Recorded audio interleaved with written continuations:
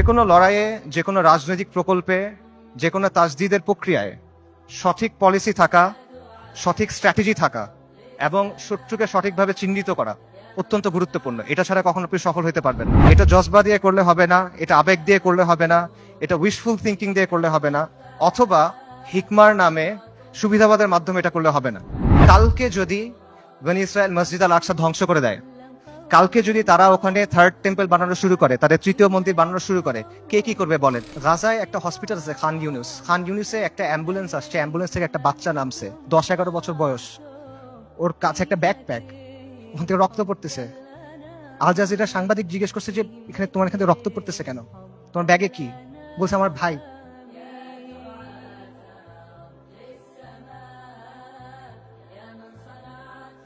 বাচ্চারা, ডাক্তাররা ব্যাগ খুলে দেখছে যে একটা 5 বছর বয়সী বাচ্চার ডেড বডি, পুরো বডি নাই, ছিন্ন বিচ্ছিন্ন বডি। যারা আমাদেরকে হত্যা করতেছে, যারা আমাদের উপর আগ্রাসন চালাচ্ছে, তাদের নিয়ে আমাদের মধ্যে মুগ্ধতা কাজ করে। যারা পরাজিত জাতি, তারা সবসময় বিজয়ী জাতির অনুকরণ করে। ওয়ামা লাকুম লা তুকাতিলুনা ফি সাবিলিল্লাহ, তোমার কি হয়েছে, তোমাদের কি হলো, তোমরা কেন আল্লাহর রাস্তায় কিতাল করতেছো না?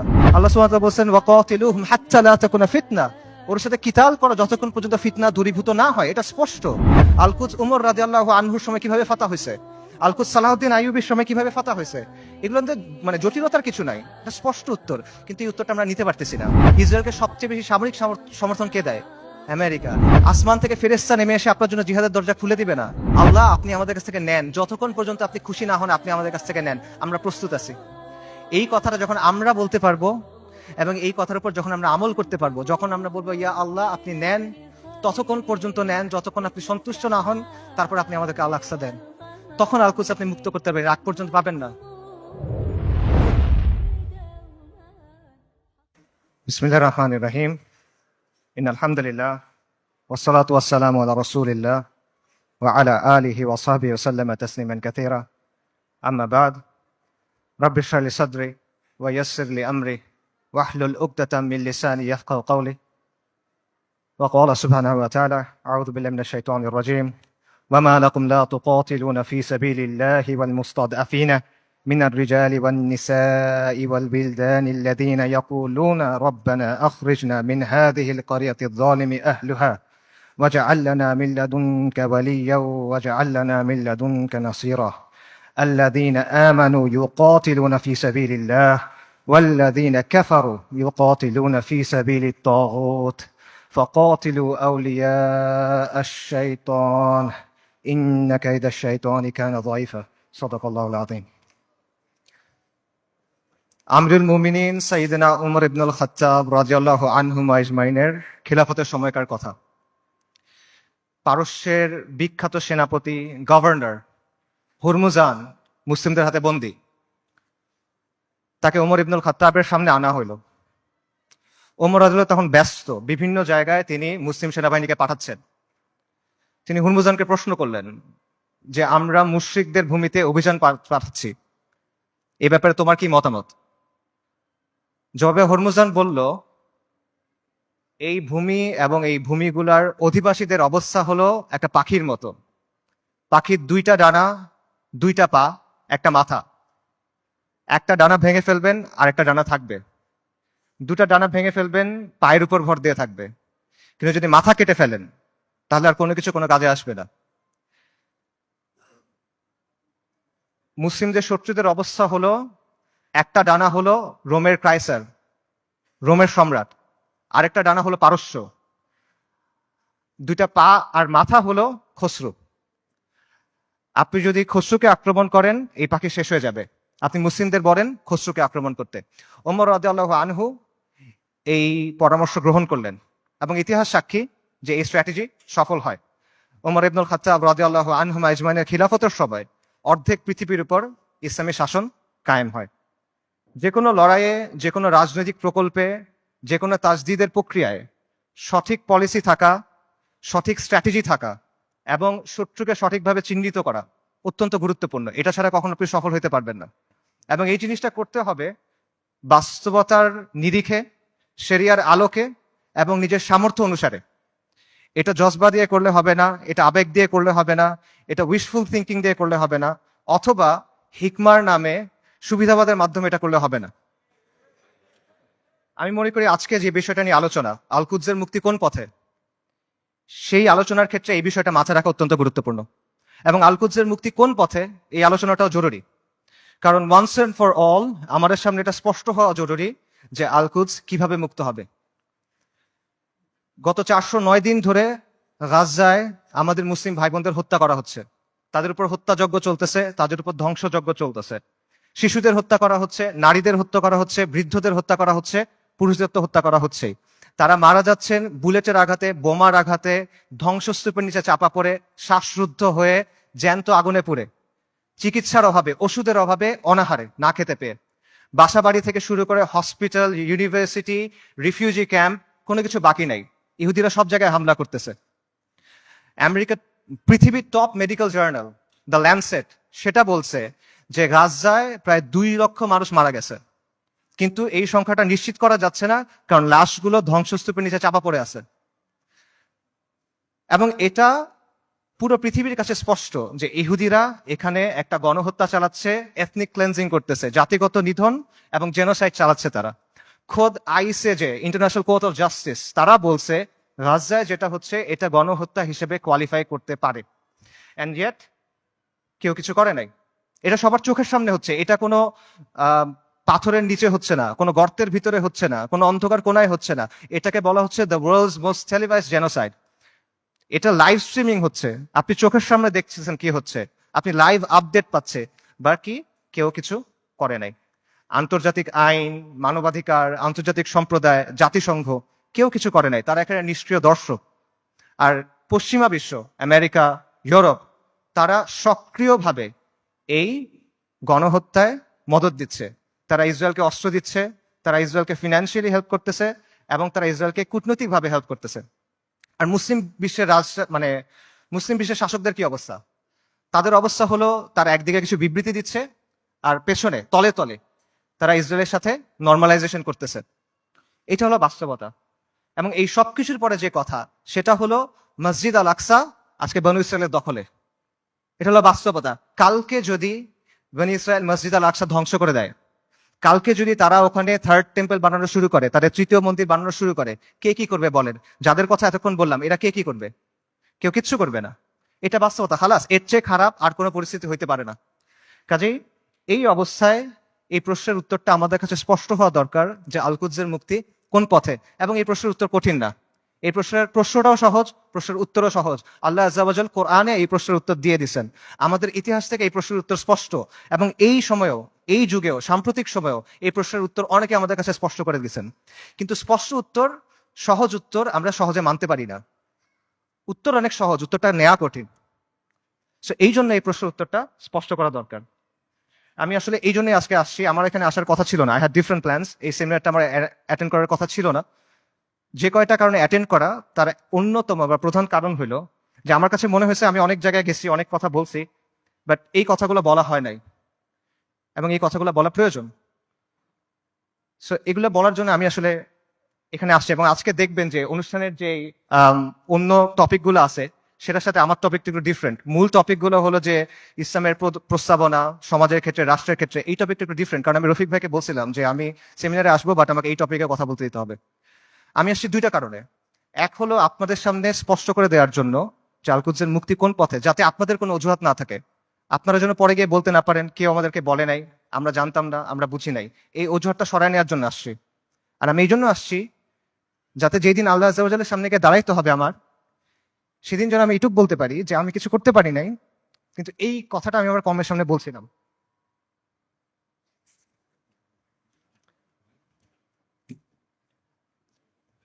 আল কুদসের মুক্তি কোন পথে, এই আলোচনাটা ঢুকার আগে কয়েকটা বিষয় একটু ক্লিয়ার করা দরকার। একটা বিষয় হলো যে শত্রুর নির্মমতা বা শত্রুর নিষ্ঠুরতা, এটা আসলে এখানে মূল সমস্যা না। কারণ এর চেয়েও নির্মম, এর চেয়েও নিষ্ঠুর ঘটনা আমাদের ইতিহাসে ঘটছে, এই উম্মার সাথেই ঘটছে। প্রথম ক্রুসেডের কথা চিন্তা করেন, যখন ক্রুসেডাররা জেরুজালেম দখল করে নিল 1099 সালের জুলাইয়ের 15 তারিখ, আজকে থেকে 925 বছর আগের কথা। খ্রিস্টান ইতিহাসবিদরা লিখছে যে তারা এমন ভাবে ম্যাসাকার করছে যে রাস্তায় কিছু কিছু জায়গায় পায়ের গোলারি পর্যন্ত মানুষের রক্ত ছিল, আর কিছু কিছু জায়গায় রক্ত ছিল হাঁটু পর্যন্ত, মুসলিমদের রক্ত। এবং তারা জেরুজালেম পর্যন্ত যাওয়ার সময় যতগুলো শহর পার হয়েছে প্রত্যেকটা শহরে ম্যাসাকার করছে, রেপ করছে, লুট করছে, আর্সন করছে, আগুন লাগাই দিছে। এবং এখানেই শেষ না, তারা ক্যানিবালিজম করছে। ক্যানিবালিজম বুঝেন? মানুষের মাংস খাওয়া। এটা ঐতিহাসিকভাবে প্রমাণিত। সিরিয়ার উত্তর পশ্চিমে একটা শহর আছে আল মারাতুন নুমান।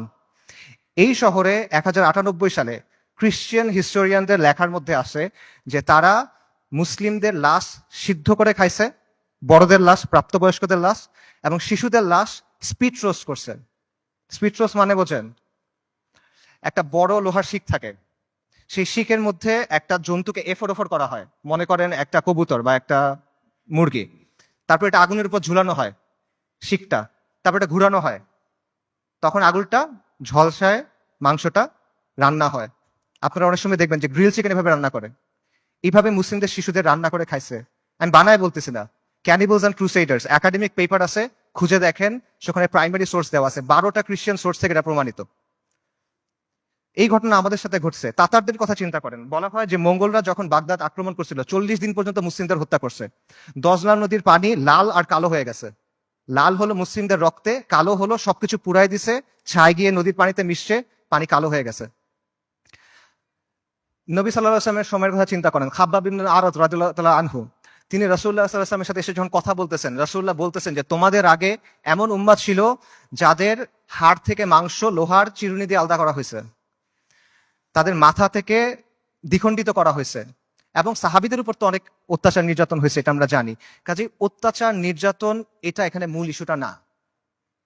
আমার কথা ভুল বুঝবেন না, আমি বলতেছি না যে আমাদের গাজার ভাই বোনরা তারা যেই কুরবানি করতেছেন, যে কষ্ট করতেছে, আমি এটা ডাউন প্লে করতেছি না। I am saying this just to put this things into perspective. মানে বিষয়টা বোঝা যে এইটা আগে ঘটেনি এমন না, এরকম ঘটনা আগেও ঘটছে। সমস্যা এখানে না, সমস্যা অন্য জায়গায়। সমস্যাটা হলো যে ক্রুসেডারদের সময় যখন আগ্রাসন হয়েছে, তাতারদের সময় যখন আগ্রাসন হয়েছে, তখন মুসলিমরা ক্রুসেডারদের সামরিক শক্তিকে সমীহ করত। তারা তাতারদের যে হিংস্রতা, এটা নিয়ে কনসার্ন ছিল, কিন্তু ওদের নিয়ে ফ্যাসিনেশন ছিল না, তাদের নিয়ে মুগ্ধতা ছিল না।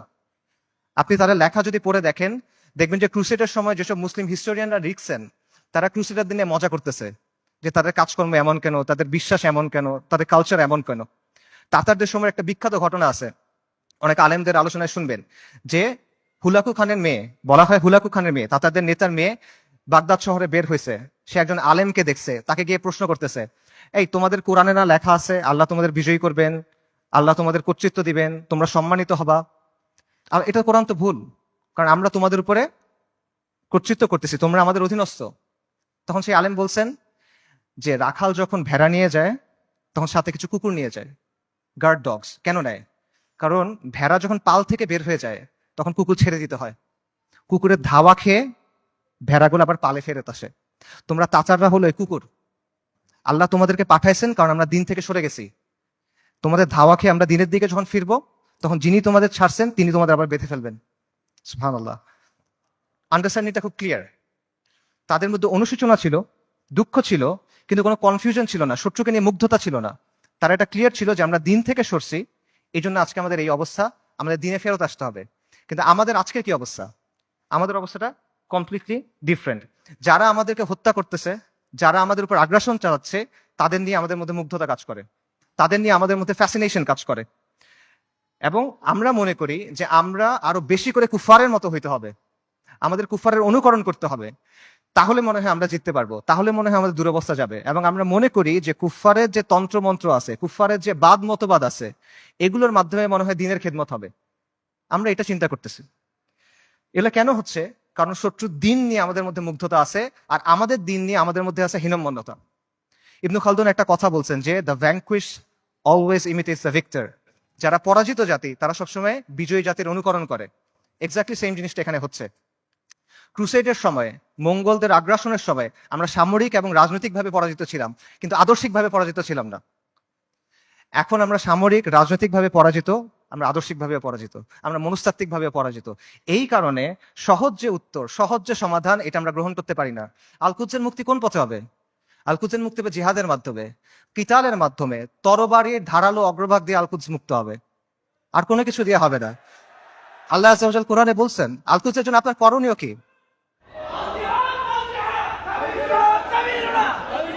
আল্লাহ আযজা ওয়া জাল বলছেন কোরআনে, আল কুদসের জন্য আপনার কমপ্লেন কি? সূরা নিসার আয়াতটা আমি পড়ছি, ওয়া মা লাকুম লা তুকাতিলুনা ফি সাবিলিল্লাহ। তোমার কি হয়েছে, তোমাদের কি হলো, তোমরা কেন আল্লাহর রাস্তায় কিতাল করতেছো না? এই জিনিসটা স্পষ্ট। আল্লাহ সুবহানাহু ওয়া তাআলা বলছেন, ওয়া আইদ্দু লাহুম মাসতাতাতুম মিন কুওয়া, তোমরা প্রস্তুত করো তারা সে জিহাদের জন্য। আল্লাহ সুবহানাহু ওয়া তাআলা বলছেন, ওয়া কাতিলুহুম হাত্তা লা তাকুনা ফিতনা, ওর সাথে কিতাল করো যতক্ষণ পর্যন্ত ফিতনা দূরীভূত না হয়। এটা স্পষ্ট। আল কুদস উমর রাদিয়াল্লাহু আনহুর সময় কিভাবে ফাতা হয়েছে, আল কুদস সালাহউদ্দিন আইয়ুবীর সময় কিভাবে ফাতা হয়েছে, এগুলো মানে জটিলতার কিছু নাই, এটা স্পষ্ট উত্তর। কিন্তু এই উত্তরটা আমরা নিতে পারতেছি না, এবং আমাদের মধ্যে কনফিউশন আছে। ঠিক আছে, জিহাদ হবে, জিহাদটা কিভাবে হবে? আপনি ফিলিস্তিনে গিয়ে জিহাদ শুরু করবেন নাকি? ওমর রাদিয়াল্লাহু আনহুর সময় কি ফিলিস্তিনে জিহাদ শুরু হয়েছিল, নাকি ফিলিস্তিনে গিয়ে জিহাদ শেষ হয়েছিল? সালাহউদ্দিন আল আইয়ুবীর সময় জিহাদ কি ফিলিস্তিনের দরজায় শুরু হয়েছিল, না জিহাদ ফিলিস্তিনের ভেতরে গিয়ে শেষ হয়েছিল? এই প্রশ্নগুলোর উত্তর সোজা। আপনি কি জিহাদ ফিলিস্তিনে গিয়ে শুরু করবেন, নাকি জিহাদ করতে করতে করতে গিয়ে আল্লাহ এক সময় আল আকসাকে আমাদের হাতে দিবেন ইনশাআল্লাহ? এই প্রশ্নগুলোর উত্তর সোজা, কিন্তু আবারও এই সহজ উত্তরটা আমরা নিতে পারি না। কারণ এই যে আমাদের পরাজিত মানসিকতা, এটা আমাদের আচ্ছন্ন করে রাখছে, এটার বাইরে আমরা বের হইতে পারতেছি না। আমাদের চিন্তার মধ্যে কিছু জট লেগে আছে, যখনই আমরা ক্লিয়ারলি একটা জায়গায় যেতে চাচ্ছি, ওই জটগুলোর জন্য আমরা কনক্লুশনে পৌঁছাতে পারতেছি না। সুফিদের একটা কথা আছে যে আপনি যখন কোনো গ্লাসে বিশুদ্ধ পানি দিবেন, তার আগে ওই গ্লাস থেকে ময়লা ফেলে দিতে হবে। সো আপনি যদি ঠিক অ্যান্সারটা দিবেন, তার আগে ভুল অ্যান্সারটা সরাই নিতে হবে। এই জন্য আমি মূল অ্যান্সারে যাচ্ছি, তার আগে অল্প কিছু বিষয় কভার করি। আমাদের মাথায় কিছু জট লেগে আছে, সেই জটগুলো ক্লিয়ার করার চেষ্টা করি। প্রথম যে জটটা খুলতে হবে সেটা হলো, আল কুদসের ইস্যুর নিয়মতান্ত্রিক কোনো সমাধান নাই, এটার কোনো অনুমোদিত সমাধান নাই, এটার কোনো বৈধ সমাধান নাই। বর্তমান বিশ্ব ব্যবস্থার অধীনে যতগুলো নিয়মতান্ত্রিক পথ আছে, যতগুলো বৈধ পথ আছে, যতগুলো অনুমোদিত পথ আছে, এগুলো কোনোটা দিয়ে ফিলিস্তিন মুক্ত হবে না। আর যেই পথে ফিলিস্তিন মুক্ত হবে, আল কুদস মুক্ত হবে, এটা কোনোদিনও এই বিশ্ব ব্যবস্থায় বৈধ পথ হবে না। এটা কখনো তারা মেনে নিবে না। এটা সবসময় তাদের চোখে অপরাধ থাকবে, এটা সবসময় তাদের চোখে অবৈধ থাকবে, এবং এটা সবসময় তাদের চোখে সন্ত্রাস হিসেবে গণ্য হবে। এটা হলো রিয়ালিটি। এটা চিন্তা করেন যে যে জাতিসংঘ আর যে আন্তর্জাতিক আইনের মাধ্যমে ইসরায়েলের প্রতিষ্ঠা হলো, সেই জাতিসংঘ আর সেই আন্তর্জাতিক আইন দিয়ে আপনি কিভাবে আল কুদস মুক্ত করবেন? ইসরায়েল রাষ্ট্র প্রতিষ্ঠিত হয়েছে কিভাবে? জায়নিস্ট আন্দোলনের মাধ্যমে, ব্রিটিশদের সাহায্যে, আমেরিকার সাহায্যে, আন্তর্জাতিক আইন আর জাতিসংঘের ফ্রেমওয়ার্কের মধ্যে। এই বিশ্ব ব্যবস্থা, এটা ইসরায়েলকে জন্ম দিছে, এবং এই বিশ্ব ব্যবস্থা ইসরায়েলকে টিকায় রাখছে। তাহলে এই বিশ্ব ব্যবস্থার অধীনে যতগুলো সম্ভাব্য সমাধান আছে, কোনোটা দিয়ে আপনি ইসরায়েলকে সরাইতে পারবেন না। সম্ভাব্য সমাধান কি বলেন? One state solution, two state solution. একটা রাষ্ট্র হবে, ইহুদি রাষ্ট্র, সেখানে সবাই থাকবে, অথবা একটা ইহুদি রাষ্ট্র, একটা ফিলিস্তিনি রাষ্ট্র। এই তো সলিউশন। দুই ক্ষেত্রে তো ইসরায়েল থাকতেছে, খালি সীমানার হেরফের হচ্ছে। কাজে এইভাবে আপনি যদি পুরা আল কুদসকে মুক্ত করতে চান, আপনি বিশ্ব ব্যবস্থার অধীনে নিয়মতান্ত্রিক কোনো বৈধ পথ নাই, এটা স্পষ্টভাবে বুঝতে হবে। তথাকথিত আন্তর্জাতিক আইন, মানবাধিকার, এসব মেনে আপনি আল কুদসকে মুক্ত করতে পারবেন না। এগুলো হলো আপনার জন্য বাধ্যতামূলক, ওদের জন্য অপশনাল। ইসরায়েল কতগুলো মানবাধিকার ভঙ্গ করছে, ইসরায়েল কতগুলো আন্তর্জাতিক আইন ভঙ্গ করছে, আমেরিকা ইরাক আর সিরিয়াতে কি করছে, ফ্রান্স এখন আফ্রিকাতে কি করতেছে, ইভেন জাতিসংঘের যে শান্তিরক্ষা বাহিনী, এর আগে সুদান, হাইটি, লাইবেরিয়া, কঙ্গো, এসব জায়গায় গিয়ে সাধারণ মানুষকে রেপ করতেছে। এগুলো মানবাধিকার লঙ্ঘন না? আন্তর্জাতিক আইনের ভঙ্গ হয় না এখানে? কার কি হয়েছে? কিচ্ছু হয় নাই। এটা ওরা বানাবে, আপনি মানবেন, এটা ওরা মানার জন্য না। আপনি এগুলো বিশ্বাস করে বসে আছেন, লাভ নাই। এগুলো হলো, এগুলো দিয়ে ওরা আপনার হাত দুই পেছনে বেঁধে রাখবে, তারপর ইসরায়েল এসে আপনাকে জবেহ করবে। এরা আমাদেরকে নারী অধিকারের কথা বলবে, শিশু অধিকারের কথা বলবে, মানবাধিকারের কথা বলবে, পর্দার সমালোচনা করবে, নিকাবের সমালোচনা করবে, শরিয়ার সমালোচনা করবে। তারপর আমাদের বইয়ের মধ্যে এলজিবিটি ঢুকাবে। কিন্তু যখন লিটারেলি হাজার হাজার নারী, শিশু, বৃদ্ধ মারা যাচ্ছে, জেনোসাইড হচ্ছে, এথনিক ক্লেন্সিং হচ্ছে, তখন এরা এসে কি বলবে? Israel has the right to defend itself, we must condemn Hamas. এই তো অবস্থা। এটা হলো আন্তর্জাতিক আইন এবং মানবাধিকারের অবস্থা। আমেরিকাতে একজন বিখ্যাত দায়ী ছিলেন, মালিকা শাবাজ, ম্যালকম এক্স, এই নামে চিনবেন অনেকে। ওনার একটা কথা আছে, খুব বিখ্যাত কথা, এবং আমি মনে করি এই কথাটা আমাদের সবার বোঝা উচিত। উনি বলছেন, we want freedom by any means necessary, we want justice by any means necessary, we will strike at injustice by any means necessary. অর্থাৎ মুক্তির জন্য, মর্যাদার জন্য, সম্মানের জন্য, অন্যায় বন্ধ করার জন্য যা যা করা প্রয়োজন তা সবই করতে হবে। সহজ। ম্যালকম এক্স আফ্রিকান আমেরিকান ছিলেন, পশ্চিমা বিশ্বের বাস্তবতা উনি খুব কাছ থেকে দেখছেন, এবং ওনার মধ্যে হীনমন্যতা ছিল না, জাতে ওঠার টেন্ডেন্সি ছিল না, ওনার এই চিন্তা ছিল না যে আমার কৈফিয়ত দিতে হবে। তাই উনি সহজ কথাটা সহজে বলে দিয়েছেন। তো এই কথাটা আপনারা বুঝতে হবে, যদি আপনি মুক্তি চান, যদি আপনি মাথা উঁচু করে বাঁচতে চান, তাহলে you have to get it by any means necessary. এটা মাথার মধ্যে গেঁথে নেন, এটা মনের মধ্যে খোদাই করে নেন যে আন্তর্জাতিক আইন, জাতিসংঘ, মানবাধিকার এগুলা মেনে কিয়ামত পর্যন্ত আপনি আল আকসাকে মুক্ত করতে পারবেন না। এটা অনেকে বুঝবেন, ঠিক আছে, জাতিসংঘ দিয়ে আল আকসা মুক্ত হবে না, তাহলে মুক্ত হবে কিভাবে? অনেকগুলো মুসলিম দেশ আছে, এই মুসলিম দেশগুলোকে আমাদের সামাজিক অর্থনৈতিকভাবে শক্তিশালী করতে হবে, সামরিকভাবে শক্তিশালী করতে হবে, তাহলে মনে হয় কোনো এক সময় আলকুদস মুক্ত হয়ে যাবে। না, এভাবেও হবে না। এরকম রাষ্ট্র যেগুলো আছে গত 1 বছরে তারা কি করছে বলেন? এরকম কিছু রাষ্ট্রের নাম বলেন। ইউএই, কাতার, সৌদি আরেবিয়া, তুরস্ক, এরা এই রাস্তাতেই আছে, তাই না? আচ্ছা, তারা কি করছে বলেন? সর্বপ্রথম যে রাষ্ট্র ইসরায়েলের সাথে নর্মালাইজেশন করছে, প্রথম যে রাষ্ট্রগুলো করছে তার মধ্যে একটা হলো ইউএই। ইসরায়েলকে সবচেয়ে বেশি অস্ত্র সাপ্লাই দেয় আমেরিকা। সেই অস্ত্র ইসরায়েলে পৌঁছায় কিভাবে? যে রুটগুলো ব্যবহার হয়ে পৌঁছায় তার একটা হলো কাতারে। গাজায় যে অস্ত্র দিয়ে আপনার ভাই বোনকে হত্যা করা হচ্ছে, সেই অস্ত্র এসে প্রথমে পৌঁছাচ্ছে কাতারে। সৌদি আরব কি করতেছে? একদিকে পেছনে নর্মালাইজেশনের চেষ্টা করতেছে, আরেকদিকে মরুভূমির মধ্যে কনসার্ট হচ্ছে। ইসরায়েলের চ্যানেল 13 একটা প্রতিবেদন আছে, সেখানে বলা হয়েছে যে যখন লোহিত সাগরে ব্লকেট দিল হুথিরা, ইয়েমেনের হুথিরা যখন লোহিত সাগরে ব্লকেট দিল, তখন ইসরায়েলে কার্গো গেছে কিভাবে? দুবাই, জর্ডান এবং সৌদি আরবের মধ্য দিয়ে। আর যারা এগুলোর বিরুদ্ধে কথা বলার মতো মানুষ, সেই হকপন্থী ওলেমায়ে কেরাম, শত শত ওলেমায়ে কেরাম গত 7-8 বছর ধরে তাদের জেলে। আর তুরস্কের কথা আপনি বলবেন, মানে তুরস্কের অনেক রেটরিক আছে, অনেক কথা তুরস্কের বিরুদ্ধে বললে অনেকে মন খারাপ করেন। আমাকে বলেন যে তুরস্কের বাস্তবতা কি? তুরস্ক কি করছে আমাকে বলেন। তুরস্কের বাস্তবতা হলো তুরস্ক নেটো সদস্য। তুরস্কের বাস্তবতা হলো তুরস্কের মিলিটারি আইডিএফ এর সাথে জয়েন্ট মিলিটারি এক্সারসাইজ করে। সো আপনি যদি মনে করেন যে এইটার মাধ্যমে হবে, এটা আসলে অবাস্তব চিন্তা ভাবনা। এই রাষ্ট্রগুলো, এই শাসনগুলো আন্তর্জাতিক বিশ্ব ব্যবস্থার অংশ, এগুলোর সাথে আপোষ করে তারা টিকে থাকে। এবং আধুনিক মুসলিম রাষ্ট্রগুলো, তথাকথিত মুসলিম রাষ্ট্রগুলোর যে শাসন ব্যবস্থা, এটা হলো ঔপনিবেশিক শাসন ব্যবস্থার ধারাবাহিকতা। আমাদের এখানে ইসলামী শাসন ছিল, ফিরিঙ্গিরা এসে তাদের শাসন ব্যবস্থা চাপাই দিছে, এখন এই রাষ্ট্র এবং এই শাসকরা সেটাই কন্টিনিউ করতেছে। এটা হলো রিয়ালিটি। কাজে বিশ্ব ব্যবস্থা যদি দুর্বল হয়, এই শাসকদের মস্তক কেঁপে উঠবে। এবং বিশেষ করে আরবের যে রাজতন্ত্রগুলো আছে বা মনার্কি গুলো আছে, তারা ক্ষমতায় আছে এবং টিকে আছে প্রথমে ব্রিটেনের সাথে আপোষ করার মাধ্যমে, এখন আমেরিকার সাথে আপোষ করার মাধ্যমে। এগুলো বাস্তবতা, এই বাস্তবতা অস্বীকার করার কোনো সুযোগ নেই। এগুলো ঐতিহাসিকভাবে প্রমাণিত সত্য কথা। কাজেই এরা কখনোই এমন কোনো কাজ করবে না যেটা এই বিশ্ব ব্যবস্থার বিরুদ্ধে চায়। তারা যদি আন্তরিকভাবে চায়ও, তাহলে তারা এটা করতে পারবে না। তারা অ্যাট বেস্ট এটা ম্যানেজ করতে পারবে, এবং এটি তারা চেষ্টা করে ম্যানেজ করা, যে 2 লক্ষ মানুষ মারা গেছে, আমরা একটা বিবৃতি দিব, এইটুকুই তারা করবে। এইটাই ম্যানেজ করার চেষ্টা করবে তারা। কাজেই এটা সত্য, মুসলিমদেরকে অর্থনৈতিকভাবে শক্তিশালী হতে হবে, রাজনৈতিকভাবে শক্তিশালী হতে হবে, সামরিকভাবে শক্তিশালী হতে হবে, কোনো প্রশ্ন নাই। কিন্তু পরাধীন অবস্থায় না। আমরা মনে করি আমরা স্বাধীন হয়েছি, আমরা স্বাধীন হই নাই, আমরা এখনো পরাধীন অবস্থায় আছি। পরাধীন অবস্থায় আপনার জিডিপি যত হোক, আপনার রাস্তা যত সুন্দর হোক, আপনার দেশে যত স্কাইস্ক্রেপার থাকুক, ইট ডাজন্ট ম্যাটার। আপনি পরাধীন, ওই টাকা আপনার হাতে নাই, ওই অস্ত্র আপনার হাতে নাই, ওই শক্তি আপনার হাতে নাই। সো এই বিষয়টা বুঝতে হবে যে আপনি আগে মুক্ত হইতে হবে, তারপরে এই শক্তি। এবং এখানে আরেকটা পজিশন আছে, অনেকে যেটা মনে করেন যে ঠিক আছে, জাতিসংঘ দিয়ে হবে না, মুসলিম রাষ্ট্র দিয়ে হবে না, কিন্তু মুসলিম সেনাবাহিনীগুলা দিয়ে হবে। এই সেনাবাহিনীগুলা, বিশেষ করে আরবের যে সেনাবাহিনীগুলো আছে, ফিলিস্তিনের কাছাকাছি যে সেনাবাহিনীগুলো আছে, এরা হয়তোবা সাহায্য করবে। এবং আপনারা দেখবেন যে যখনই এই ম্যাসাকার গুলো হয়, ইসরায়েল তো পিরিয়ডিক্যালি এটা করে, কিছুদিন পরপরই এটা হয়, তখনই এরকম হ্যাশট্যাগ থাকে, যেমন আর্মিস টু আলাক্সা, যে আর্মি গুলাকে আলাক্সাকে মুক্ত করবে। এটা অবাস্তব চিন্তা ভাই। আমি আপনাকে ইয়েমেনের তাগুত আলী আব্দুল্লাহ সালের একটা কথা বলি। আলী আব্দুল্লাহ সালে একবার বলছে একটা সাক্ষাৎকারে যে এইসব আর্মির কাজ হলো মানুষকে দমন করা।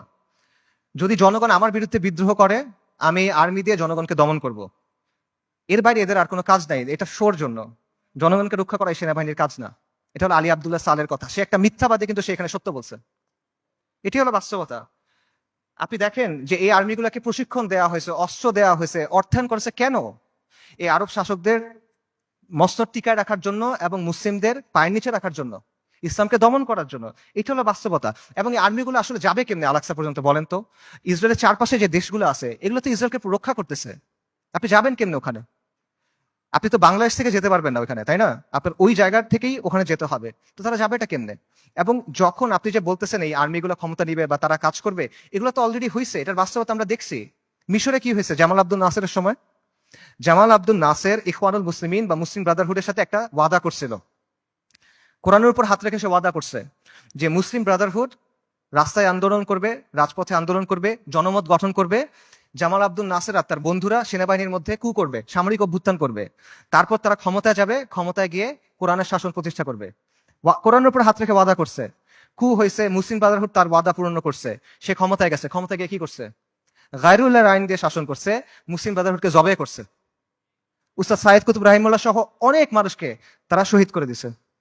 এটা হলো বাস্তবতা। এরা যখন আসে তখন কি করে, এটা চোখের সামনে আসে। কাজেই আরব রাষ্ট্রগুলো বা এই রাষ্ট্রগুলোর যে শাসন ব্যবস্থা, যে শাসকরা আছে, এরা হলো ইসরায়েলের ঘনিষ্ঠতম মিত্র। আর এই বাহিনীগুলো হয় ইসরায়েলের বর্ডার গার্ড অথবা জাতিসংঘের ভাড়াটের সৈন্য। এটা হলো বাস্তবতা। সো এদেরকে দিয়ে আপনি ফিলিস্তিন মুক্ত করবেন, এটা ডিলিউশন ভাই। এবার আসেন ইরানের কথায়। আমরা অনেকে মনে করি যে ইরান ফিলিস্তিনকে মুক্ত করবে। আল কুদসের মুক্তি ইরানের মূল উদ্দেশ্য না। ইরানের মূল উদ্দেশ্য হলো মধ্যপ্রাচ্যে শিয়াদের যে ক্ষমতা, এটা বৃদ্ধি করা। শিয়া অ্যাক্সিস বলে যেটাকে। এবং এটা সে করবে অ্যাট ইয়োর কস্ট। একটা কথা আছে গেম থিওরিতে, জিরো সাম গেম, যে তার শক্তি যত বাড়বে আপনার শক্তি তত কমবে। এটা বাস্তবতা। ইরানের সাথে ইসরায়েলের স্বার্থের দ্বন্দ্ব আছে, ইরানের সাথে আমেরিকার স্বার্থের দ্বন্দ্ব আছে, কিন্তু তার মানে কিন্তু ইরানের সাথে আপনারও দ্বন্দ্ব আছে। যে ইরান আজকে ফিলিস্তিনের মুক্তি করার জন্য বুলি আওড়াচ্ছে, তারাই আজকে সিরিয়াতে আহলুস সুন্নাহ ওয়াল জামাকে হত্যা করতেছে। তারাই আজকে আহওয়াজে আহলুস সুন্নাহ ওয়াল জামাকে হত্যা করতেছে। তারা ইরাকে আহলুস সুন্নাহ ওয়াল জামাকে হত্যা করছে, এখন নির্যাতন করতেছে। এটা হলো বাস্তবতা। ইরানের স্বার্থ আর আহলুস সুন্নাহ ওয়াল জামার স্বার্থ কখনোই এক না। ইরান সক্রিয়ভাবে এই মুহূর্তে আহলুস সুন্নাহ ওয়াল জামার সাথে যুদ্ধে লিপ্ত। এই মুহূর্তে, আগে কখনো ছিল, পরে কখনো এগুলো বলছে না, এট দিস মোমেন্ট তারা আমাদের সাথে যুদ্ধে লিপ্ত। এট দিস মোমেন্ট তারা আমাদের হত্যা করতেছে। আমেরিকা যখন আফগানিস্তানে আক্রমণ করছে, আমেরিকা যখন ইরাকে আক্রমণ করছে, ইরান তাদেরকে সহায়তা করছে। এটা তাদের মুখের কথা, এটা আমি বানায় বলতেছি না, আপনারা গিয়ে চেক করেন। মুহাম্মদ খাতামি ইরানের প্রেসিডেন্ট ছিল 97 থেকে 2005 পর্যন্ত সম্ভবত। তার একটা বক্তব্য আছে যে তালিবানের বিরুদ্ধে আমরা আমেরিকাকে সাহায্য করছি। স্পষ্ট বক্তব্য আছে তাদের, এগুলো লুকোছাপার কিছু না। এবং সবচেয়ে বড় যে বিষয়টা, ইরানের ব্যাপারে সতর্ক হওয়ার সবচেয়ে বড় কারণ হলো যে তাদের সাথে আমাদের আকীদার দ্বন্দ্ব আছে, তাওহীদের ব্যাপারে দ্বন্দ্ব আছে। তারা আল্লাহর উলুহিয়াত, আল্লাহর রুবুবিয়াত, আল্লাহর সিফাতের ব্যাপারে শিরক করে। তারা আমাদের মা আয়েশা রাদিয়াল্লাহু তাআলা আনহার ব্যাপারে জঘন্য কথা বলে, যেটা কোনোদিন কিয়ামত পর্যন্ত মানা সম্ভব না আমাদের পক্ষে। তারা সাহাবায়ে কেরাম রাদিয়াল্লাহু তাআলা আনহুম আজমাইনকে তাকফির করে, এটা কোনোদিন পর্যন্ত মানা সম্ভব না। এগুলো কোনো ফুরুই বিষয় না ভাই। এই জিনিস মেনে আপনি কোনো কিছু করতে পারবেন না। আল্লাহ আল কুদসকে এই শিরকের সাথে এই করে আপনি মুক্ত করতে পারবেন না। ইরানকে আপনার দেখতে হবে ক্রুসেডের সময়ে উবাইদি সাম্রাজ্যের মতো করে। ক্রুসেডের সময়ে একটা সাম্রাজ্য ছিল, উবাইদি সাম্রাজ্য। এটাকে আপনারা অনেকে ফাতেমি খিলাফত নামে চিনেন। এরা আকীদাতে ছিল ইসমাইলি শিয়া, মানে ইমামি শিয়াদের চেয়েও খারাপ, বাতেনি এরা, ইসমাইলি শিয়া। তারাও জেরুজালেমকে মুক্ত করার কথা বলতো, তারাও ঐক্যের কথা বলতো। কিন্তু ইতিহাস খুলে দেখেন তাদের ভূমিকা কি ছিল, আহলুস সুন্নাহর সাথে তাদের ভূমিকাটা কি ছিল, এটা ইতিহাস খুলে দেখেন। এবং এটা শুধু তখন না, এখনো এবং এর আগেও ছিল এরকমই। কাজেই ইরানকে আপনার উবাইদিদের একটা আধুনিক সংস্করণ হিসেবে দেখতে হবে।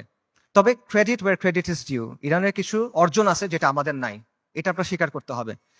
শিয়া স্বার্থের জন্য গত 4 দশকে ইরান যেটা করতে পারছে, কোন সুন্নি শক্তি সেটা এখনো করতে পারে নাই। এটা বাস্তবতা। শিয়াদের আছে একটা রাষ্ট্র আছে, তাদের একটা জিওপলিটিক্যাল প্রজেক্ট আছে। মধ্যপ্রাচ্যে আহলুস সুন্নাহর এরকম কোনো কিছু এখনো নাই। বৈশ্বিকভাবে ফিলিস্তিন ইস্যু ব্যবহার করে ইরান প্রতিরোধের একটা রেটরিক তৈরি করছে, এক ধরনের সফট পাওয়ার তৈরি করছে।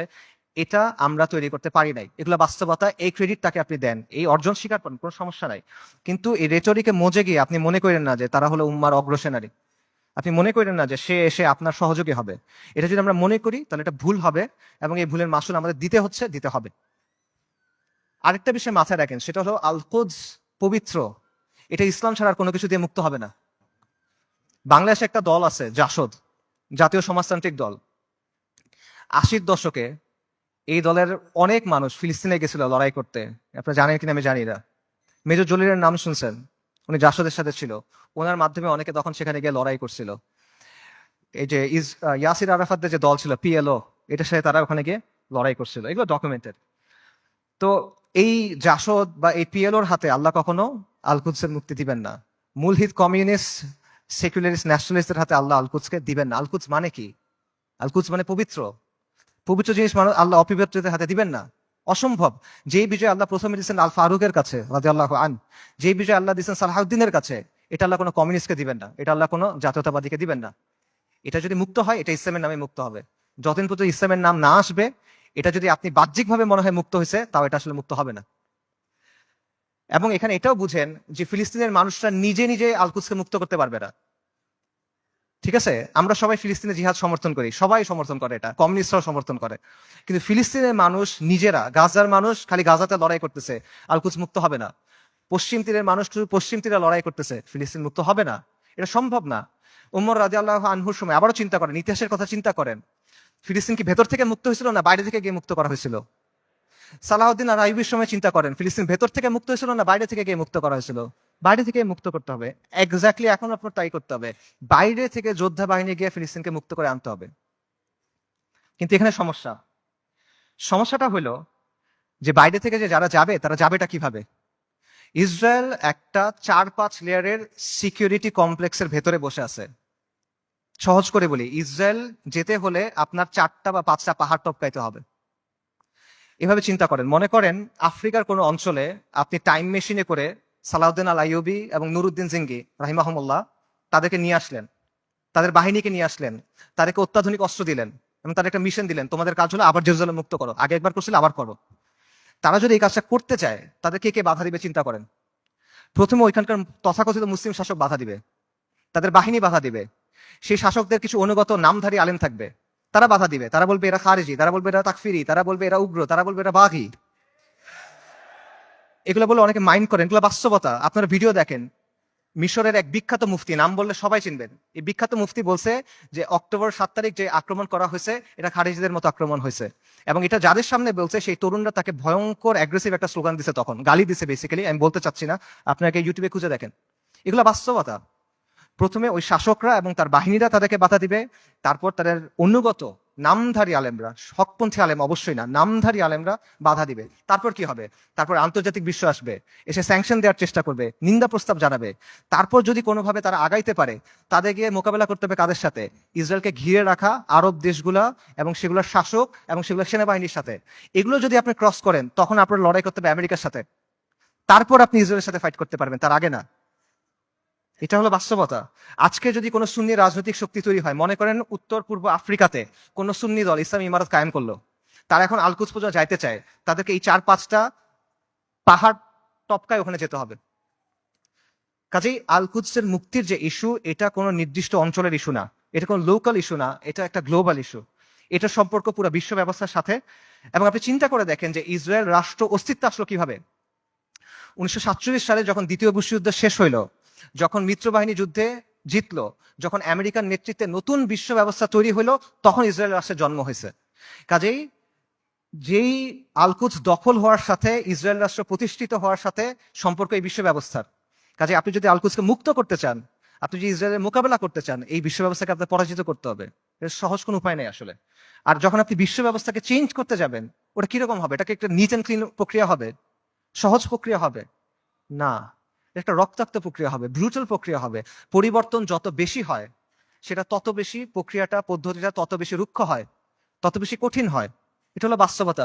পৃথিবীর ইতিহাসে কোনো পলিটিক্যাল সিস্টেমের পরিবর্তন শান্তিপূর্ণভাবে হয় নাই।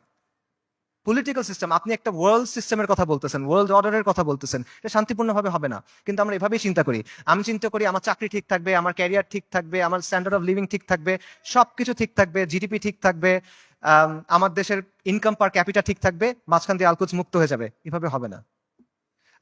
আমাদের সবাইকে কুরবানি করতে হবে। এটা সস্তা কিছু না ভাই।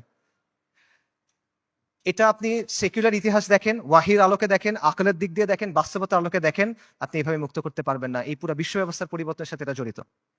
আমি সামারি করি, আমি অনেকগুলো না না না না বললাম, সেই না গুলো সামারি করি। বর্তমান বিশ্ব ব্যবস্থার অনুমোদিত কোনো পথে আল-কুদস মুক্ত হবে না। জাতিসংঘ, আন্তর্জাতিক আইন, মানবাধিকার, এগুলা দিয়ে আল-কুদস মুক্ত হবে না। মুসলিম বিশ্বের শাসক এবং তাদের অধীনস্থ যে সেনাবাহিনী, এদেরকে দিয়ে আল-কুদস মুক্ত হবে না। ইরানের যে অক্ষ, এটার মাধ্যমে আল-কুদস মুক্ত হবে না। আল-কুদসের অধিবাসীরা একা একা নিজেরা চেষ্টা করে ভেতর থেকে আল-কুদসকে মুক্ত করতে পারবে না, তাকে অবশ্যই বাইরে থেকে হেল্প করতে হবে। কিন্তু বাইরে থেকে কেউ যদি হেল্প করতে যায়, তারা 4 থেকে 5টা পাহাড় ডিঙায় যেতে হবে। কাজে ফিলিস্তিনের মুক্তির বিষয়টা এই বিশ্ব ব্যবস্থার পরিবর্তন করা বা বিশ্ব ব্যবস্থাকে দুর্বল করার সাথে সম্পর্কিত। আল-কুদসকে মুক্ত করতে হলে অবশ্যই এই বিশ্ব ব্যবস্থাকে দুর্বল হইতে হবে, নইলে এটা সম্ভব না, ইল্লা মাশাআল্লাহ। এবং অবধারিত হবে এই ক্ষেত্রে আপনার অরাজকতা, অস্থিতিশীলতা এবং রক্তক্ষয়ী একটা প্রক্রিয়ার মধ্যে যেতে হবে। এগুলো হলো বাস্তবতা। তাহলে আল কুদসের মুক্তি কিভাবে, সমাধান কিভাবে? আমি বলছি আল কুদসের মুক্তি কিতালের মাধ্যমে, জিহাদের মাধ্যমে। এটা আপনারাও জানতেন অনেকে, আজকে এখানে আসার আগে আপনারা অনেকে এটা মনে করতেন যে হ্যাঁ জিহাদের মাধ্যমে আল কুদস মুক্ত হবে। শুধু আপনারা না, যেই ছেলেটা মদ খায়, যে মেয়েটা বয়ফ্রেন্ড নিয়ে ঘুরে, সেও দেখেন মনে করে যে আল কুদস যুদ্ধের মাধ্যমে মুক্তি হবে। আমেরিকার যে কমিউনিস্টরা আছে, যে এলজিবিটি অ্যাক্টিভিস্টরা আছে, এদের মধ্যে অনেকে মনে করে আল কুদস যুদ্ধ ছাড়া মুক্ত হবে না। আপনারা দেখবেন যে ওদের অনেকে স্লোগান দেয়, from the river to the sea Palestine will be free. তারা এটা বলে, তারা মনে করে 7ই অক্টোবরের অ্যাটাককে তারা প্রশংসা করে, তারা মনে করে এটা হলো ডিকলোনাইজেশন হচ্ছে, ডিকলোনাইজেশন সবচেয়ে ভালো রূপ এটা। তো তার বুঝ আর আপনার বুঝে তফাৎ কি? তফাৎটা হলো যে আপনি মনে করছেন যুদ্ধ দিয়ে মুক্ত হবে, আপনার কাছে উত্তরটা আছে, আপনার কাছে গন্তব্যটা আছে, কিন্তু গন্তব্য পর্যন্ত কিভাবে যাবেন এটা আপনি জানেন না। আপনি একটা অঙ্কের উত্তরটা আপনি মুখস্থ জানেন বা কেউ আপনাকে বলে দিছে, আপনি এটা লিখছেন, কিন্তু আপনি অঙ্কটা মিলাই আনতে পারতেছেন না। এটা হলো সমস্যাটা। সো এই কথাগুলো এতক্ষণ আমি যেটা বললাম, যে আমি যে বললাম এইভাবে হবে না, এইভাবে হবে না, এইভাবে হবে না, এটা বলার কারণটা হলো ওই চিন্তার জটগুলো খুলে দেওয়া, যাতে করে আপনার চিন্তাটা স্পষ্ট হয়। আল কুদসকে মুক্ত করতে হলে অবশ্যই জিহাদ করতে হবে, এবং এটা একটা উম্মা কেন্দ্রিক প্রচেষ্টা হতে হবে। এটা কোনো নির্দিষ্ট এক জায়গায় করে আপনি করতে পারবেন না। জিহাদটা শুরু ফিলিস্তিনে হবে না, এটা শেষটা ফিলিস্তিনে গিয়ে হবে। ইতিহাসে এভাবেই বারবার হয়েছে। ওমর ইবনুল খাত্তাবের সময় কি হয়েছিল চিন্তা করেন, সালাহুদ্দিন আল আইয়ুবের সময় কি হয়েছিল চিন্তা করেন। শুরুটা কখনোই ফিলিস্তিনে হয় নাই, শেষটা ফিলিস্তিনে গিয়ে হয়েছে। এবং এই জন্য প্রথমে মুসলিম মেজরিটি দেশগুলো আছে সেগুলোকে আপনার স্বাধীন করতে হবে, সেকুলার সিস্টেম থেকে বের হয়ে সেখানে ইসলামী শরিয়া আনতে হবে। We must replace this tyrannical puppets with men of God. মুত্তাকিদের দিয়ে ওই জায়গায় ইসলামী শরিয়া আনতে হবে, তা না হলে আপনি মুক্ত করতে পারবেন না। এটা হলো বাস্তবতা। এবং এই পরিবর্তনটা, এটা একটা বৈপ্লবিক পরিবর্তন। এটা ব্যালট বক্স দিয়ে আসবে না, এটা কোনোদিনও ব্যালট বক্সে দিয়ে আসবে না। অনেক চেষ্টা করা হয়েছে, আসবে না। সেটা আফগানিস্তানে যেভাবে আসবে, সব জায়গায় এভাবে আসবে, এটা জরুরি না। স্থান, কাল, পাত্র, প্রেক্ষাপট ভেদে পরিবর্তন আসতে পারে, কিন্তু পরিবর্তনটা বৈপ্লবিক হইতে হবে। এটা আপোষের কোনো পরিবর্তন হইলে হবে না। এবং মূল বিষয়টা সিম্পল, কিছু ভূখণ্ডের উপর আহলুস সুন্নাহ ওয়াল জামাত তামকিন লাগবে, শাসন কর্তৃত্ব লাগবে।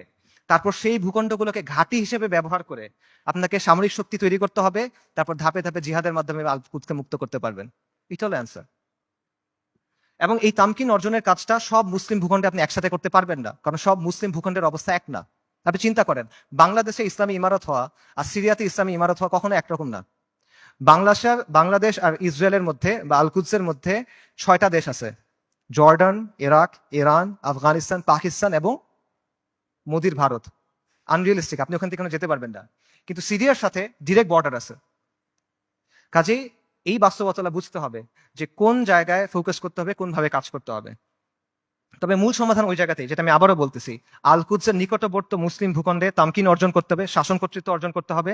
তারপর সেগুলোকে কেন্দ্র হিসেবে ব্যবহার করে সামরিক শক্তি বৃদ্ধি করতে হবে। তারপর ধাপে ধাপে জিহাদের মাধ্যমে আল আকসার দরজায় গিয়ে পৌঁছাতে হবে। এটা আপনাদের অনেকের কাছে মনে হতে পারে যে ফ্যান্টাসি, আপনাদের অনেক কাছে মনে হতে পারে যে এটা অনেক কঠিন একটা সলিউশন, কিন্তু এটাই সবচেয়ে প্র্যাগম্যাটিক সলিউশন। এবং এটার উদাহরণ ইতিহাস থেকে আছে। আমি আবারও বলতেছি, উমর রাদিয়াল্লাহু আনহুর সময় চিন্তা করেন কিভাবে মুসলিমরা আল আকসা মুক্ত করছিল। প্রথমে মদিনার উপরে শাসন কর্তৃত্ব তামকিন, তারপর জাজিরাতুল আরবের উপরে, তারপর সিরিয়ার কিছু অঞ্চলে, তারপর আল আকসায়। সালাউদ্দিন আইয়ুবের সময় কিভাবে হয়েছে, সিরিয়ার কিছু অঞ্চলে, তারপর মিশরে, তারপর আল আকসায়। এভাবেই হয়েছে। এবং আপনি যদি বলেন যে এটা তো ঠিক আছে অনেক আগে হয়েছে, বর্তমান সময়ে এভাবে হবে কিনা, বর্তমান সময়েও হবে। আপনার সামনে উদাহরণ আছে। ইরানের কথা চিন্তা করেন, ইরানের ব্যাপারে আমরা বলছি যে ইরানের মাধ্যমে এটা মুক্তি হবে না, ইরানের স্বার্থ আমাদের স্বার্থ এক না, ইত্যাদি। বাকি গত 1 বছরে কেউ যদি ইসরায়েলের সাথে কিছু লড়াই করে থাকে, 2-1টা গুলিও করে থাকে, এটা কে করছে? ইরানই তো করছে। তো এই যে প্রতিরোধ করার সামর্থ্য, এটা সেটা অর্জন করলো কিভাবে? তারা 3টা বা 4টা জায়গাকে ব্যবহার করে এটা করছে। একটা হলো তেহরান মানে ইরান, একটা হলো লেবাননে হিজবুল্লাহ বা হিজবুল শয়তান, একটা হলো ইয়েমেনে হুথিরা, আর একটা হলো ইরাকে তাদের যে মিলিশিয়াগুলো আছে আল বদর ব্রিগেড। এর মাধ্যমে তো তারা এটা করছে। তো এই শক্তিটা তারা তৈরি করছে কিভাবে? নিয়মতান্ত্রিক ভাবে করছে। আমাদের অনেক ভাই একই সাথে নিয়মতান্ত্রিক পদ্ধতির ফ্যান, আবার তারা ইরানেরও ফ্যান। এই জিনিসটা সায়েন্স আমি এখনো বুঝতে পারি নাই। ইরানের এই ক্ষমতাটা তৈরি হয়েছে কিভাবে? 79-এ একটা বিপ্লবের মাধ্যমে খোমেনি ক্ষমতায় আসছে। তারপর 80-র দশকে তারা লেবাননে গিয়ে IRGC, যেটা ইসলামিক রেভলিউশনারি গার্ড কর্পস, ঠিক আছে, ইরানের যেটা, তারা গিয়ে লেবাননের যে শিয়া ফ্যাকশন গুলো ছিল সেগুলোকে একত্রিত করছে, তাদেরকে প্রশিক্ষণ দিছে, তাদেরকে ট্রেনিং দিছে। এইটা পরবর্তী থেকে হিজবুল্লাহতে পরিণত হয়েছে। এবং হিজবুল্লাহ কি কোনো নিয়মতান্ত্রিক দল? এটা একটা ডেজিগনেটেড টেররিস্ট অর্গানাইজেশন। খুঁজে দেখেন ইয়েমেনে হুথিরা কিভাবে তৈরি হয়েছে। হুথিদেরকে গিয়ে অর্থ দিছে, প্রশিক্ষণ দিছে, অস্ত্র দিছে কারা? ইরান। হুথিরা কি ডেজিগনেটেড টেররিস্ট দল? সো এই বাস্তবতা আপনার চোখের সামনে আছে, এবং এটা কোনোটা কিন্তু নিয়মতান্ত্রিক মাধ্যমে হয় নাই। এরা শক্তির মাধ্যমে ক্ষমতায় আসছে, শক্তির মাধ্যমে জায়গা করে দিছে, এবং নিজেদের পলিটিক্যাল এজেন্ডা দিয়ে তারা করছে। আমি বলতেছি না রাফিদারের মাধ্যমে ফিলিস্তিন মুক্ত হবে, আমি আবারও ক্লিয়ার করতেছি। আমি জাস্ট আপনাদের এক্সাম্পল দিচ্ছি যে কিভাবে বর্তমান সময়েও এই প্রসেস কাজ করে, কিভাবে তামকিন অর্জনের পরে ধাপে ধাপে আপনি শক্তি অর্জন করতে পারবেন এবং এর প্রতিরোধ করার ক্যাপাসিটি অর্জন করতে পারবেন। এবং এটার আরো অনেক উদাহরণ আছে। বিশ্ব ব্যবস্থাকে চ্যালেঞ্জ করে কিউবা টিকে নাই, বিশ্ব ব্যবস্থাকে চ্যালেঞ্জ করে নর্থ কোরিয়া টিকে নাই, ল্যাটিন আমেরিকার বিভিন্ন রেজিম বিভিন্ন সময় টিকে ছিল না। উদাহরণ শিয়ারদের কাছ থেকে নেওয়ার দরকার নাই, আপনি পারস্য বিজেতা উমর ইবনুল খাত্তাবের কাছ থেকে উদাহরণ নেন, আপনি আহলুস সুন্নাহ ওয়াল জামার গর্ব নুরুদ্দিন সিংহি সালাউদ্দিন আইয়ুবির কাছ থেকে উদাহরণ নেন, সমস্যা নাই তো। তারা সবাই কি করছে দেখেন, যেই কথাটা আমি বলছি তারা সবাই এটাই করছে। তারা প্রথমে একটা জায়গায় তামকিন অর্জন করছেন, শাসন কর্তৃত্ব অর্জন করছেন, তারপর সামরিক শক্তি বৃদ্ধি করছেন, তারপর ধাপে ধাপে আল কুদস পর্যন্ত গেছেন জিহাদ করতে করতে। এটার বাইরে আর কোনো প্র্যাগম্যাটিক সলিউশন নাই। এটাই সবচেয়ে বাস্তবসম্মত পদ্ধতি, এটাই সবচেয়ে টাইম টেস্টেড পদ্ধতি, এটা হিস্টোরিক্যালি প্রুভেন পদ্ধতি, এটা শরিয়া সম্মত পদ্ধতি, এটা আকল সম্মত পদ্ধতি। এটা কঠিন পদ্ধতি, এটা রুক্ষ পদ্ধতি, বিপদ সংকল পদ্ধতি, কোনো ডাউট নাই, এটা সহজ পথ না। কিন্তু সহজ পথ নেওয়ার নাম তো ভাই বাস্তববাদী হওয়া না। বাস্তববাদী হলো যেটা করা প্রয়োজন সেটা করা। আপনি একটা গন্তব্যে যাবেন, একটা সহজ পথ একটা কঠিন পথ, সহজ পথ আপনাকে আরেক জায়গায় নিয়ে যাবে, আপনি ওটা নিলে তো হইলো না। আমরা কিন্তু বাস্তববাদিতার নামে অতীতে অনেক পদ্ধতি গ্রহণ করছি, এখনো করে যাচ্ছি। এগুলো আমাদের কি দিছে ভাই? কি অর্জন দিছে আমাদের বলেন? জিল্লতি ছাড়া আমাদের কি অর্জন দিছে বলেন? এবং দিন থেকে আমরা সরে গেছি। আরো এক্সাম্পল দেখেন, চীনের কথা মনে করেন। চীন যে গ্লোবাল সুপার পাওয়ার হয়েছে কিভাবে হয়েছে ভাই? লিবারাল ডেমোক্রেসি মেনে হয়েছে, মানবাধিকার মেনে হয়েছে। একটা ভায়োলেন্ট রেভলিউশনের মাধ্যমে চাইনিজ কমিউনিস্ট পার্টি শাসন কর্তৃত্ব অর্জন করছে, তামকিন অর্জন করছে। তারপর একটা ওয়ান পার্টি স্টেট বানাইছে, ব্রুটালি শক্ত হাতে শাসন করছে, আজকে সে আমেরিকার কন্টেন্ডার হয়েছে। এটা বাস্তবতা ভাই। চীন, তারা কি বিশ্বাস করতে যে জনগণ সব ক্ষমতার উৎস? চীনের বিপ্লবের যাকে স্থপতি বলা হয় মাও সেতুং, তার একটা বিখ্যাত উক্তি আছে, সেটা হলো বন্দুকের নল ক্ষমতার উৎস। পাওয়ার comes from the barrel of the gun. এটা বাস্তবতা। এই বাস্তবতা, political power comes from the barrel of the gun, এটা দুনিয়ার বাস্তবতা। আপনি বাস্তবতা বুঝার পরে বাস্তবসম্মত পলিসি নিতে পারেন। এবং আপনাকে ওই যেটা বলছিলাম, এই পলিসি আপনার নিতে হবে বাস্তবতার নিরিখে, শরিয়ার আলোকে এবং নিজের সামর্থ্য অনুসারে, এবং আপনার শত্রুকে আপনার চিনতে হবে। আমরা শুরুতে হরমুজানের কথা বলছিলাম। মুসলিমদের শত্রুদের তুলনা হলো পাখির মতো, পাখির দুটা ডানা, দুটা পা, একটা মাথা। আজকে 1400 বছর পর্যন্ত ডানা একটা ভেঙে ফেলবেন আর একটা ডানা থেকে যাবে, দুটা ডানা ভেঙে ফেলবেন পা থেকে যাবে, মাথা কেটে ফেলবেন পাখি শেষ, রাইট? তা আজকে 1400 বছর পরে বাস্তবতা কি? মুসলিমদের শত্রুদের অবস্থা একটা পাখির মতো। এক ডানা নেটো, এক ডানা ইসরায়েল, দুই পা হলো এই আরব বিশ্বের শাসকেরা, মাথাকে আমেরিকা। ইসরায়েলকে সবচেয়ে বেশি সামরিক সমর্থন কে দেয়? আমেরিকা। ইসরায়েলকে সবচেয়ে বেশি অর্থনৈতিক সমর্থন কে দেয়? ইসরায়েলকে সবচেয়ে বেশি রাজনৈতিক সমর্থন কে দেয়? বারবার জাতিসংঘের সিকিউরিটি কাউন্সিলে ভেটো কে দেয়? এই শাসকদের মসনদ কে টিকায় রাখে? কাজেই আমেরিকাকে রাজি খুশি রেখে, আমেরিকার মনের মতো করে, আমেরিকার বানানো ছকে খেলে, তাদের ঠিক করা নিয়ম মেনে কোনোদিন পর আল কুদস মুক্ত হবে না। এটা পসিবল না। আপনার আমেরিকার কথা চিন্তা করেন, গত 1 বছর ধরে তাদের সাথে যেই ঘটনাগুলো ঘটতেছে সেগুলোর কথা চিন্তা করেন। আপনি ওই ছেলেটার কথা চিন্তা করেন, হাফেজ, আপনারা ভিডিও দেখছেন, রিফিউজি ক্যাম্পের ভিতরে আগুনে পড়ে মারা গেছে। ছেলেটার নাম ছিল শাবান, কোরআনে হাফেজ, সফটওয়্যার ইঞ্জিনিয়ারিং নিয়ে পড়তেছিল। আপনারা রুহ রিমের কথা চিন্তা করেন, ওই যে ছোট্ট মেয়েটা বিল্ডিং ধসে গেছে, মারা গেছে, তার দাদা তার ডেড বডি বুকে নিয়ে বলছে রেম রোহ। তার কথা চিন্তা করেন, তাদের কষ্টের কথা চিন্তা করেন। আপনি ওই বাবার কথা চিন্তা করেন যে সে বিস্কিট কিনতে গেছিল বাচ্চার জন্য, ফিরে এসে দেখে তার স্ত্রী সন্তান মারা গেছে। সে কান্না করতেছে আর বিস্কিটটা বাচ্চার হাতে দিয়ে বলছে, বাবা তুমি এটা নিয়ে যাও। আপনি মার কথা চিন্তা করেন যে বাচ্চার জন্য আটা আনতে গেছে, কারণ বাচ্চা ক্ষুধায় কাঁদতেছে, বুঝে না তো, আটা আনতে গেছে, এসে দেখে সবাই মারা গেছে।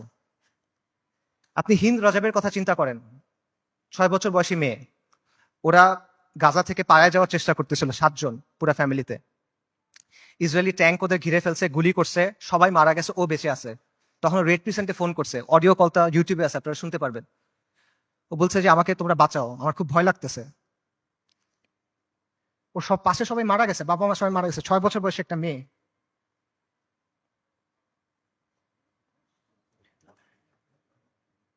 এবং শেষ পর্যন্ত 12 দিন পরে ওর ডেড বডি যখন পাওয়া গেছে, দেখা গেছে ওর পুরো ফ্যামিলির ডেড বডি, আর ওর আশেপাশে যে প্যারামেডিক গুলা ওকে বাঁচাতে আসছিল তারাও মারা গেছে, তাদেরকে মেরে ফেলছে ইসরায়েলিরা। ওই 3 বোনের কথা চিন্তা করেন, 3 বোন 3টা ছবি। প্রথম ছবিটা হলো যুদ্ধের আগে, 3 বোন সেলফি তুলছে হাসি খুশি। পরের ছবিটা হলো যুদ্ধের সময়, 2 বোন, পেছনে ধ্বংসস্তূপ, 1 বোন মারা গেছে। পরের ছবি 1 বোন, তার হাতে একটা বড় পলিথিন, গার্বেজ ডিসপোজাল ব্যাগ আছে না, কালো রঙের বড় পলিথিন, ওরকম বড় পলিথিন। পলিথিনে কি? তার বোনের ডেড বডি, পুরো বডি নাই, ছিন্ন বিচ্ছিন্ন হয়ে গেছে ওই ডেড বডি। গাজায় একটা হসপিটাল আছে খান ইউনুস, খান ইউনুসে একটা অ্যাম্বুলেন্স আসছে, অ্যাম্বুলেন্স থেকে একটা বাচ্চা নামছে, 10-11 বছর বয়স, ওর কাছে একটা ব্যাকপ্যাক, ওখান থেকে রক্ত পড়তেছে। আল জাজিরা সাংবাদিক জিজ্ঞেস করছে যে এখানে তোমার এখান থেকে রক্ত পড়তেছে কেন, তোমার ব্যাগে কি? বলছে আমার ভাই।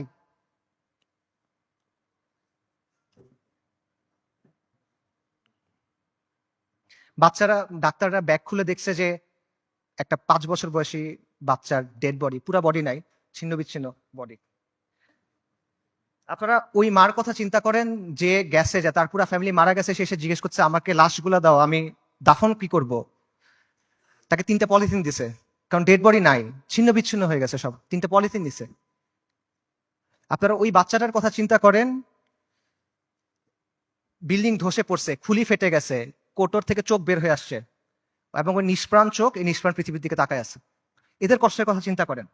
এই কষ্ট শুধু তাদের, কষ্ট আমাদের না। আমরা না এক উম্মা, এক উম্মা এক দেহের মতো, এরকম না? আমাদের স্পষ্ট করে না ওই কষ্ট। এই কষ্টটা কি আমাদের যে কষ্টটা হবে তার চেয়ে বেশি কষ্ট? আমাদের যে কষ্ট ওটা কি এর চেয়ে বেশি কষ্ট? যদি এটা বেশি কষ্ট মনে হয় তাহলে আমি আরেকটা কষ্টের কথা বলি, এটা শোনেন। ওই দিনের কথা মনে করেন যেদিন আল্লাহর সামনে আপনাকে দাঁড়াতে হবে। ইদা দুক্কাতিল আরদু আরদান দাক্কান দাক্কা ওয়া জাআ রাব্বুক ওয়াল মালাকু সাফফান সাফফা ওয়া জিআ ইয়াওমাইযিন বিজাহান্নাম। পৃথিবী চূর্ণ বিচূর্ণ হয়ে যাবে, বালির মতো হয়ে যাবে। আপনার প্রতিপালক আসবেন এবং মালাইকারা আসবে সারিবদ্ধভাবে, এবং জাহান্নামকে আপনার সামনে আনা হবে। ওই দিন আল্লাহ আপনাকে প্রশ্ন করবেন, আমাদেরকে প্রশ্ন করবেন, কি জবাব দিবেন আল্লাহকে বলেন? ফায়াউমাইযিন লা ইউআযযিবু আযাবাহু আহাদ ওয়া লা ইউসিকু ওয়াসাকাহু আহাদ। আল্লাহ ওই দিন যেভাবে আযাব দিবেন ওভাবে আর কেউ দেয়া নাই। আল্লাহ ওই দিন যেভাবে বাঁধবেন ওভাবে আর কেউ বাঁধে নাই। কি বলবেন আল্লাহকে তখন? আল্লাহ আপনাকে যদি জিজ্ঞেস করেন তুমি কি করছিলে, আপনি কি জবাব দিবেন বলেন?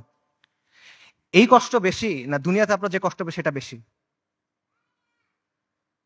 লা ইলাহা ইল্লাল্লাহ।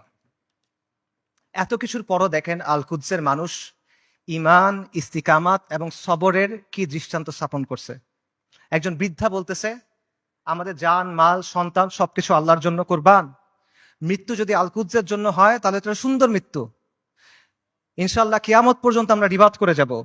এটা সস্তা কিছু না, এটা রাসূলুল্লাহ সাল্লাল্লাহু আলাইহি ওয়াসাল্লামের ইসরা ওয়াল মিরাজের জায়গা। আমরা বাইতুল মাকদিসের অধিবাসীরা প্রস্তুতি আছি, কুরবানি করার জন্য প্রস্তুতি আছে, যত কুরবানি লাগে আমরা করব। ওই বাবার কথা চিন্তা করেন, হাসপাতালে একই দিনে 2 বাচ্চা মারা গেছে, 2 ছেলে মারা গেছে। উনি বলতেছেন আলহামদুলিল্লাহ, এটা জিহাদের ভূমি, এটা রিবাতের ভূমি, আমাদের যা কিছু আছে সব আল্লাহর জন্য। আল্লাহ আমাদের খালেক, উনি আমাদের তৈরি করছেন, উনি আমাদের পাঠাইছেন, উনি নিয়ে যাবেন, ওনার যা খুশি উনি করবেন, আমরা এটাতে খুশি, আমরা এটার উপর সবর করব। বান্দা যখন বিপদের মধ্যে পড়ে, ওলামায়ে কেরাম হাদিসের আলোকে বলছেন যে বান্দা যখন বিপদের মধ্যে পড়ে তখন আল্লাহ এটার মাধ্যমে তার সগীরা গুনাহগুলো মাফ করে দেন, অথবা তাকে পরিশুদ্ধ করেন, কারণ আল্লাহ তাকে আখিরাতে বড় পুরস্কার দিতে চান। আমি মনে করি আমাদের গাজার ভাই বোনদের সাথে, ফিলিস্তিনের ভাই বোনদের সাথে এই বিষয়টাই হইতেছে। ইনশাআল্লাহ তাআলা আল্লাহ তাদেরকে জান্নাতুল ফিরদৌস আলার জন্য প্রস্তুত করতেছেন। আমি মনে করি আল্লাহ এই বান্দাদের উপর রাজি খুশি হয়ে যাবেন ইনশাআল্লাহ তাআলা। লক্ষের উপরে শহীদ, আলহামদুলিল্লাহ, এটা উম্মতে মুহাম্মদের গর্ব। আমাদের মৃতরা জান্নাতে ইনশাআল্লাহ, ওদের মৃতরা জাহান্নামে। আল্লাহু মাওলানা ওয়ালা মাওলা লাহুম। ওই বৃদ্ধের কথা চিন্তা করেন যিনি ধ্বংসস্তূপের মাঝখানে দাঁড়ায় বলতেছেন আমরা আজও এখানে দাঁড়ায় আছি এবং আমরা এখানে পর্যন্ত থাকবো। এই ভূখণ্ড বরকতময়, এই ভূখণ্ডের অধিবাসীরা বরকতময়। আমাদের চারপাশে চূড়ান্ত ধ্বংসযজ্ঞ হয়েছে, কিন্তু আমরা তাও এখান থেকে নড়বো না, আমরা আল্লাহর দিন থেকে নড়বো না। আমরা অটল পাহাড়ের মতো, আমরা উজ্জ্বল তারার মতো।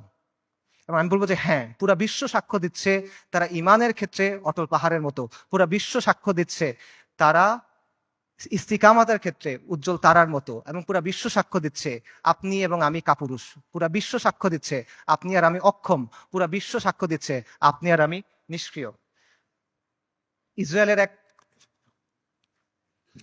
ইসরায়েলের এক সোলজারের ভিডিও আছে, সে বলতেছে, ইংলিশে বলতেছে, আমেরিকান জিও। সে বলতেছে আমরা গাজাকে পরিষ্কার করতেছি, আমরা গাজাকে প্রস্তুত করতেছি, কারণ আমাদের রাজা আসবে, আমাদের মাসিহ আসবে, আমরা তাকে মুকুট পরানোর জন্য প্রস্তুত হচ্ছি, আমরা তৃতীয় মন্দির বানানোর জন্য প্রস্তুত হচ্ছি। তাদের মাসিহকে আল মাসিহ আদ-দাজ্জাল। বনী ইসরাইল মসজিদ আল আকসার সামনে নাচতেছে, উল্লাস করতেছে, স্লোগান করতেছে, স্লোগান দিচ্ছে, তারা বলতেছে মুহাম্মদ মারা গেছে।